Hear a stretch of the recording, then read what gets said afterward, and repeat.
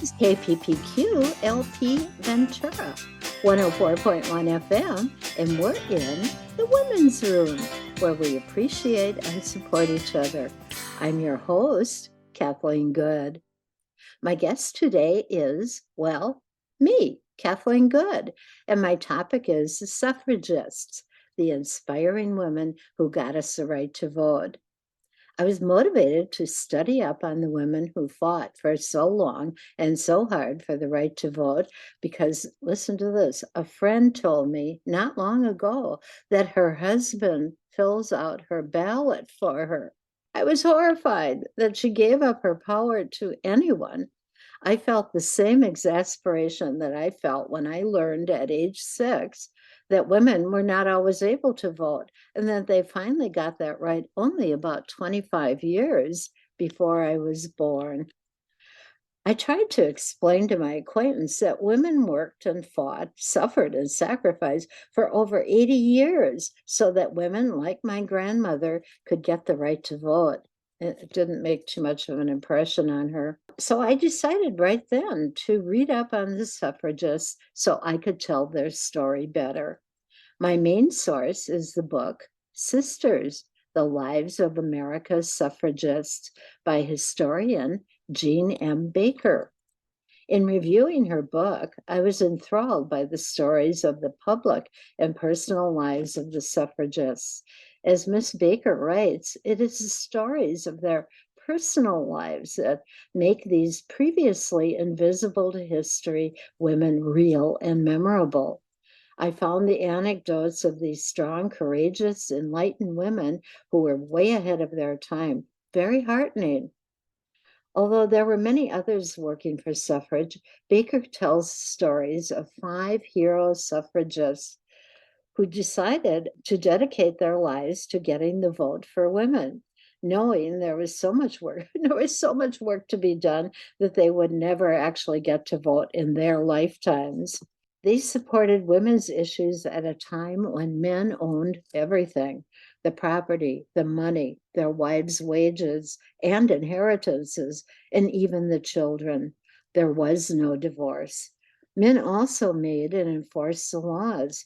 Women were as oppressed as the slaves. And in fact, some women came to the suffrage movement during or after working for the abolition of slavery. They evidently saw themselves in the lives of the slaves.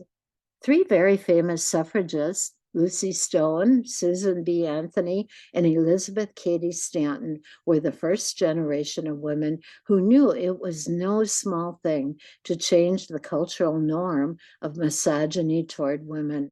These women were part of the first wave of suffragists. A discussion of their work, their roles, and their private lives is what makes them, well, now visible in history.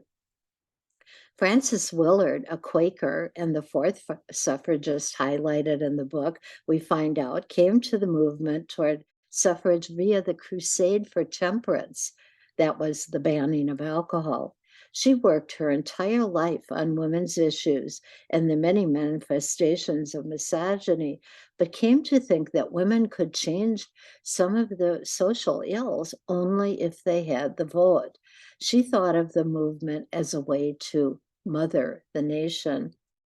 Prohibition turned out to be a bad move for the country, but temperance was an important way to galvanize women and unite them to a cause.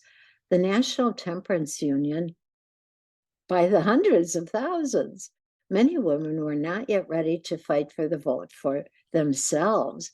I think that women were conditioned, just as men were, to the belief that men were the authority, and many did not feel it was feminine to protest on their own account. The belief was that the banning of alcohol would release many women from abusive, drunken husbands.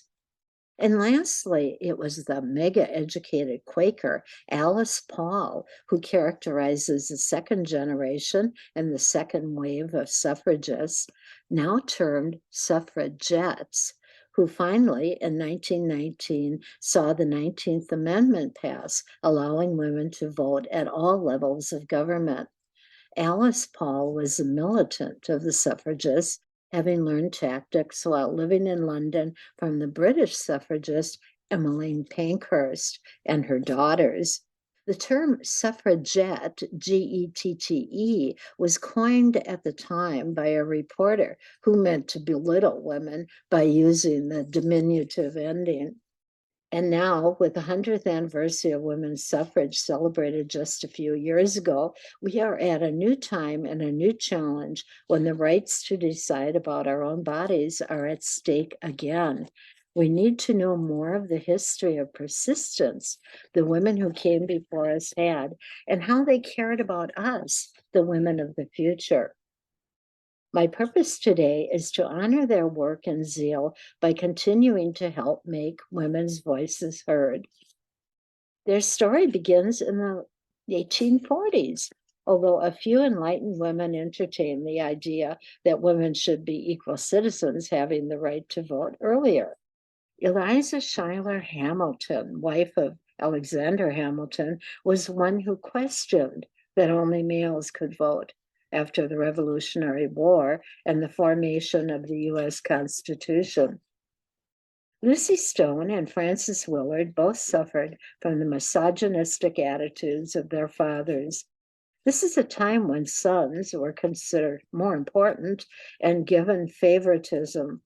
Both wanted to go to college, but were prevented from doing so by their fathers. But they found a way to earn money and eventually found a way to attend college. I'd like to add a personal story here about the long life of cultural norms like misogyny. Even though women got the vote in 1920, misogyny is lodged in our psyches. Lucy Stone's father denied her a college education back in the 1850s, and my own father, more than 100 years later, in the 1960s, did not want to help me go to college. He said, "You're just a woman. You'll get married and then you won't need a college education." But I also found a way to get a very good education. A note here. My parents were reasonably educated and read a great deal. They still retained the misogynistic attitudes with which they were socialized. Although Lucy Stone had not wanted to get married, her husband, an active abolition and fighter for women's rights, wooed her with his work for social reform, and she eventually relented and married him. She famously lived what she believed and refused to be known as Mrs. Henry Blackwell. She did not want herself and her personality subsumed into her husband's by being referred to by his name. Her anecdote allows for another personal story on my part, one that again illustrates how long it takes to change deeply embedded cultural norms. My mother, who described herself as old school, was delighted when I got married and began writing to me as Mrs. Philip Good. What? What? I was astounded and asked her, please, to address me on the envelope as simply Kathy Good. For heaven's sake, this was 1980s. She fought like crazy not to do this because she believed calling me Mrs. was a compliment. Although she wanted to be an English teacher, she had traded her thoughts of a degree for a Mrs. degree, MRS degree. Lucy Stone became a very public figure because she spent years on the lecture tour with her set speech titled "The Disappointment of American Women." Much like the Me Too movement of today, Lucy told her own story. She used her personal experiences and the experiences of other women.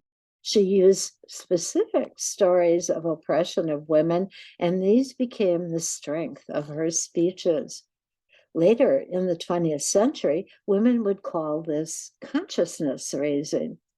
It's important to note the suffragists were very famous in their time, but not so much in history. Here's an anecdote to show just how hidden from view women's accomplishments are. In 1921, the National Women's Party presented a permanent memorial to Congress in the form of a statue of Lucretia Mott, Elizabeth Cady Stanton, and Susan B. Anthony. Not impressed, legislators dubbed it Three Women in a Tub, and it has been consigned to a crypt in the Capitol building ever since, just like the women who helped shape history are, for the most part, not visible. The suffragists realized early on that they had to educate both women and men as to why women should become full citizens with the right to vote. Women had to be educated because they accepted men's authority, as they had done really since Neolithic times. That was approximately 17,000 years ago. Now, that's a lot of conditioning to overcome. Katie Stanton said, I quote, "Women will not claim their civil rights on their own," unquote. When Lucy Stone became pregnant and had to remove herself from the cause, Susan B. Anthony was irate because Lucy was the organizer of the yearly convention, so it did not take place that year. Intermittent participation was a necessity for these women because of the constant childbearing and child rearing. The third suffragist profiled in the book, Susan B. Anthony, who is probably the only suffragist whom you remember, was the organizer of the National Women's Suffrage Association. She cherished her friendships with her sisters in the movement, as the book is titled, and used her closeness as a means to support and continue the movement. As a Quaker, she took a hard line about equality. All human beings were created equal, period. And she also came to the women's movement via the temperance movement. Anthony's view on marriage was that it was a one-sided affair, and by it, man gains all and woman loses all. By law, public sentiment, and religion, women have never been thought of more than a piece of property. This may sound like Anthony disliked men in marriage, but she was right that women gave up everything. Remember Baker's earlier statement that this was a time when men owned everything. Let me reiterate, they owned the property, the money, the wife's wages and inheritances, and even the children, and their wives' bodies. There was no divorce. Men also made and enforced the law, and of course, only men were allowed to vote. The reason I'm restating these restrictions of women is because it's so important to see the oppression women lived under and could live under again if we are not vigilant and if we do not continue to stand up and talk out. The early suffragists ran their own newspapers and magazines, wrote thousands of letters, petitioned legislatures, and conducted lecture tours. They formed their own associations and held conventions. A few even tried voting anyway and got jailed, but charges were later dropped. They held annual conventions where they supported each other and passed resolutions. Waving their white handkerchiefs, great image, was the way they saluted their comrades' speeches. Their persistence over 3 generations is the reason you, woman, have the vote today. One reason it took so long to get the vote was because many of the women involved were mothers and homemakers. Responsibility for their children and home chores made it difficult to even keep in touch with each other. Elizabeth Cady Stanton wrote to her friend and comrade Susan B. Anthony to come and rock the baby and stir the soup so that she would have time for writing. Both women traveled the country on a lecture circuit speaking about women's rights as citizens. They endured difficult travel, poor lodgings, and verbal and physical abuse while on the speaker's platform. Anthony stood erect and unflinching on the platform during these attacks. But they persisted, and they were able to communicate the idea of suffrage to women who did not think at all in terms of equality. They knew that educating women about the importance of the vote was the way out of their oppression.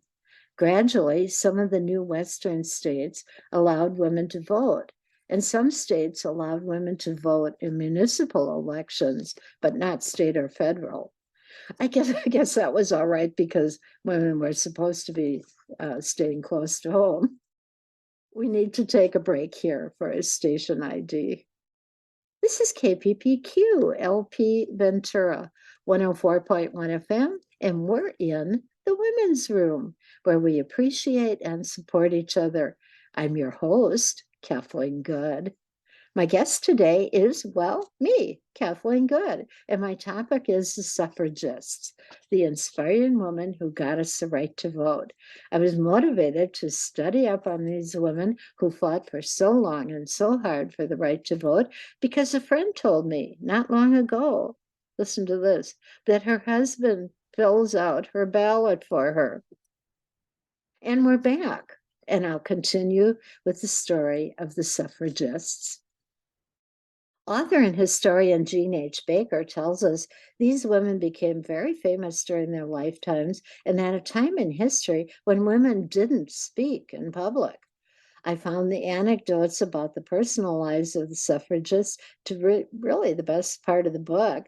These very public women are invisible in other history books. It was their private lives with their background and their experiences of misogyny, of sexuality, of marriage and motherhood, as well as their own childhood history that set the stage for later suffragist work. Frances Willard was guided through childhood by her mother, whom she was devoted to, so her work was modeled after her mother's care and was done with the notion of mothering the nation. Baker explains differences in gender identification in Victorian times. Women were very loving to each other, with public hand-holding, caresses, and endearments to each other, and no one thought anything of it. Several of the suffragists, including Susan B. Anthony and Frances Willard, were probably what we would term now as lesbians, but at the time they were not noticed. They took it as a personal affront when some of the women in the movement announced marriage plans. The following quote of Anthony sums up her feelings about her friends' marriages. I would not object to marriage if it were not that women throw away every plan and purpose of their own life to conform to the plans and purposes of a man's life. Katie Stanton loved her involvement with the suffrage movement. She wrote to her lifelong friend, Susan B. Anthony, that she felt they lived in the best of times and loved the excitement of having a cause to work for and the friendship of other like-minded women. Doesn't get much better than that. Her comments make me recall a paraphrase by David Gergen, a contemporary advisor to presidents and TV commentator. And he says, I paraphrase, that to be happy, one must live fully in the passion of the time. Katie Stanton was one of 5 women who came up with the very creative idea of the formal and now historical Seneca Falls Convention way back in 1848. This convention gave gravitas to the issues they were fighting for, and they passed resolutions for these issues. The convention served to keep them in touch with each other and gave them a formalized credibility.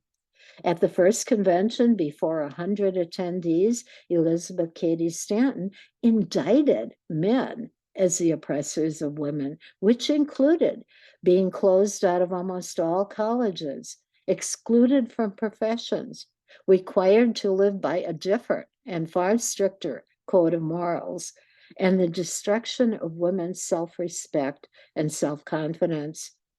It was similar, really, to Jefferson's Declaration of Independence that indicted the English monarchy. It seems to me that Jean H. Baker, in her extensive research, picked up on how the friendships and camaraderie of the women was what kept them working toward what was, at best, a distant goal. One can only imagine how isolated life was for most women of the time who were burdened with endless pregnancies, childbearing and raising, as well as drudgery of household tasks without the modern conveniences we have today, like dishwashers and clothes dryers. It is noteworthy to say Elizabeth Cady Stanton had 7 children on whom she doted. Elizabeth Cady Stanton was a writer and thinker of the movement. She believed that women should be sovereign to themselves. In other words, women should be self-determining and be able to take care of themselves. This was a direct challenge to the status quo. Katie Stanton spent her life challenging the way things were. She spent time honing her message and eventually became the voice of the women's movement. Although Katie Stanton adored her 7 children, she also spent her life wishing for more time to think and to write. Did you know that the free-thinking original suffragists even addressed the issue of sexual freedom at their convention of the National Women's Suffrage Association way back in 1871? Sexual freedom was defined there as the emancipation of women from sexual slavery and her coming into ownership and control of her body. Now, 150 years later, control of our bodies is again at risk, and we need to have our voices heard to have the right to have an abortion codified into law.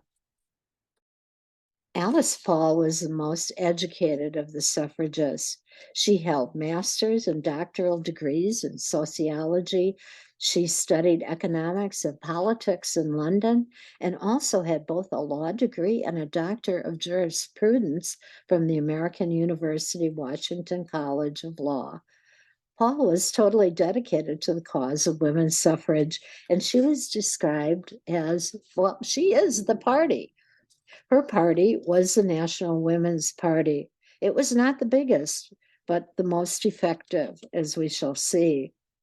Paul did not even have a residence of her own, but lived at the party headquarters, wherever that happened to be. She spent all of her time working, did not have relationships, and never married. She also didn't maintain an ongoing relationship with another woman, or what was termed at the time a Boston marriage. She worked constantly and even deprived herself of her one pleasure, reading novels, so that she had more time to work. As the original suffragists died, the younger generation was running out of ideas when Alice Paul, back from England, took over with the National Women's Party. Her militant tactics that included picketing the White House every day in sun, rain, snow, they confronted President Woodrow Wilson with banners and demands for personal meetings along with the picketing, which resulted in suffragettes being arrested, imprisoned illegally because they had protested peacefully, forced to work and live in dirty cells, and ultimately force-fed when they went on a hunger strike. They got so much publicity that Wilson was eventually forced to recommend to his Democratic Congress that they ratify the Susan B. Anthony bill in 1919.